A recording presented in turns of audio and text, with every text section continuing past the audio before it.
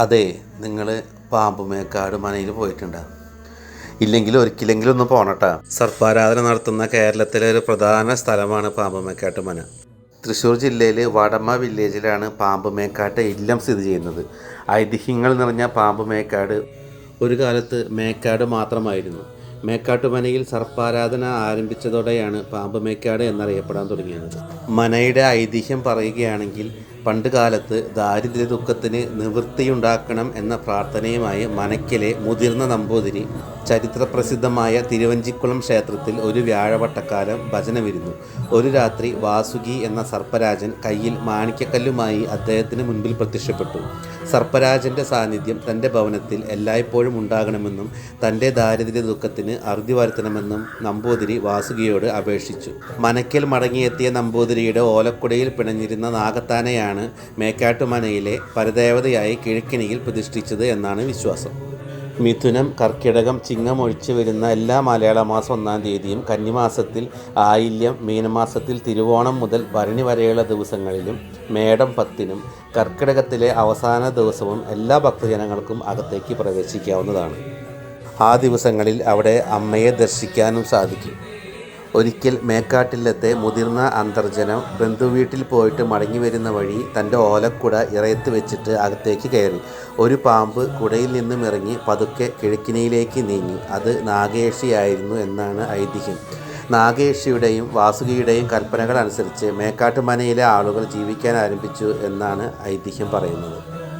മനയുടെ കിഴക്കിനിയിൽ വാസുകിയും നാഗേക്ഷിയെയും പ്രതിഷ്ഠിച്ചെടുത്ത് ഒരു കടാവിളക്ക് കത്തിക്കൊണ്ടിരിക്കുന്നു. ഈ കടാവിളക്കിലെ എണ്ണയാണ് പ്രസാദമായി നൽകുന്നത്. സർപ്പദോഷം കൊണ്ട് വലയുന്ന ധാരാളം ആളുകളുണ്ട്. ഇവർക്കെല്ലാമുള്ള പരിഹാര കർമ്മങ്ങൾ പാമ്പുമേക്കാട് മനയിൽ ചെയ്യുന്നു.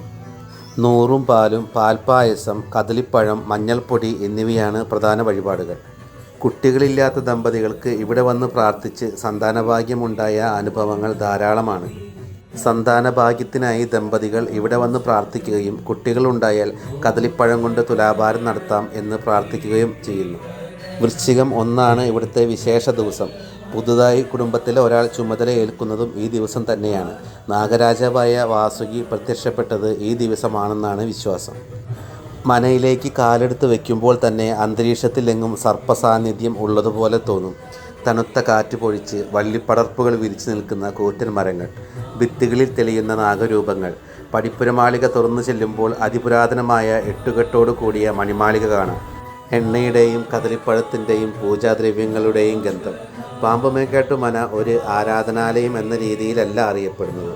1000-ൽ പരം വർഷം പഴക്കമുള്ള മനയുടെ പടിപ്പുരമാളികയ്ക്ക് തന്നെ 250 വർഷത്തോളം പഴക്കമുണ്ട്.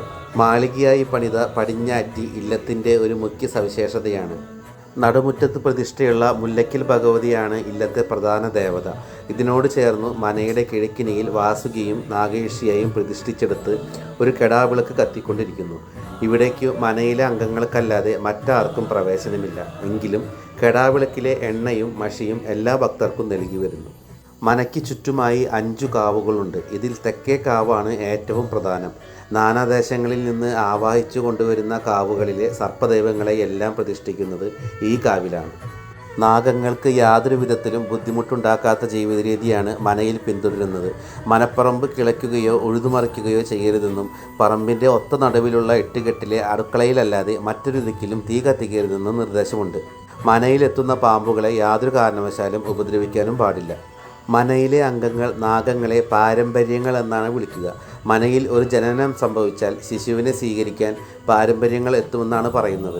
മരണം സംഭവിച്ചാൽ ഒരു പാരമ്പര്യവും മരിക്കും എന്നാണ് വിശ്വാസം. പറമ്പിലെങ്ങും തീ കത്തിക്കാൻ അനുവാദമില്ലാത്തതിനാൽ തെക്കേക്കാവ് എന്നറിയപ്പെടുന്ന തെക്കേ പറമ്പിലാണ് പാരമ്പര്യത്തിനും നമ്പൂതിരിക്കും ചിതയൊരുക്കുന്നത്. മാളയിൽ നിന്ന് 2.5 കിലോമീറ്റർ വടക്ക് പ്രധാന റോഡിന് പടിഞ്ഞാറായാണ് പാമ്പുമേക്കാട്ട് മന. ദർശന സമയം രാവിലെ 9 മണി മുതൽ വൈകിട്ട് 5 മണി വരെയാണ്. അനുവാദമില്ലാത്ത സാധാരണ ദിവസങ്ങളിൽ മനയുടെ അകത്തേക്ക് പ്രവേശനമുണ്ടാകില്ലെങ്കിലും പുറംകാവുകളിൽ ദർശനം നടത്താനും വഴിപാടുകൾ സമർപ്പിക്കാനും സാധിക്കും. പാമ്പുമേക്കാട്ടിന് പുറമെ സർപ്പാരാധനയ്ക്ക് ഏറ്റവും അധികം പ്രാധാന്യമുള്ള 2 സ്ഥലങ്ങളാണ് നാഗർകോവിലും മണ്ണാർശാലയും. സർപ്പശ്രേഷ്ഠനായ അനന്തൻ ഈ 3 ദിക്കിലുമായി കിടക്കുന്നുവെന്നും അനന്തൻ്റെ ശിരസ് നാഗർകോവിലിലും മധ്യഭാഗം മണ്ണാർശാലയിലും പാദം പാമ്പുമേക്കാട്ടുമായി വെച്ചിരിക്കുകയാണെന്നും വിശ്വാസമുണ്ട്. അപ്പോൾ സർപ്പദോഷം അകറ്റണം എന്നുള്ളവരുണ്ടെങ്കിൽ പാമ്പുമേക്കാട്ട് മനയിൽ വന്ന് മനസ്സറിഞ്ഞ് പ്രാർത്ഥിച്ചോളൂ കേട്ടോ.